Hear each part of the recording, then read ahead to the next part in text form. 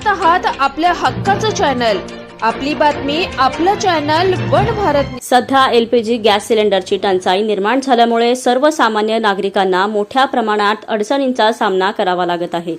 अनेक ठिकाणी cylinder booking करूनही वेळेत गॅस मिळत नाही, तसेच काही ठिकाणी काळा बाजार, अतिरिक्त पैसे आकारणी आणि जाणीवपूर्वक उशीर केला जात असल्याच्या तक्रारी नागरिकांकडून प्राप्त होत आहेत। ही परिस्थिती अत्यंत गंभीर असून सर्व गॅस एजन्सींनी सामाजिक जबाबदारी लक्षात घेऊन नागरिकांना पूर्ण सहकार्य करावे, बुकिंगनुसार वेळेत सिलेंडर वितरण करावे, कोणत्याही प्रकारची अतिरिक्त पैसे आकारणी न करता किंवा काळा बाजार करू नये, अशी मागणी राष्ट्रवादी काँग्रेस पार्टी शरद पवार गटाचे कार्यकर्ते वल्ली राजन यांनी कल्याणच्या तहसीलदारांची भेट घेऊन निवेदन दिले आहे।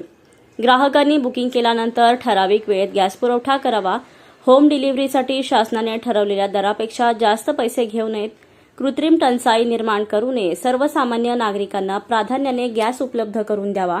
या बाबींचे पालन न झाल्यास संबंधित गॅस एजन्सी विरोधात संबंधित अधिकाऱ्यांकडे तक्रार करण्यात येईल। तथापि सद्य परिस्थितीचे गांभीर्य लक्षात घेता ग्राहकांची गैरसोय टाळण्यासाठी नियमांचे पालन करून प्रशासन व नागरिकांना सहकार्य करण्याचे आवाहन वल्ली राजन यांनी सर्व गॅस एजन्सीच्या व्यवस्थापकांना पत्राद्वारे केले आहे।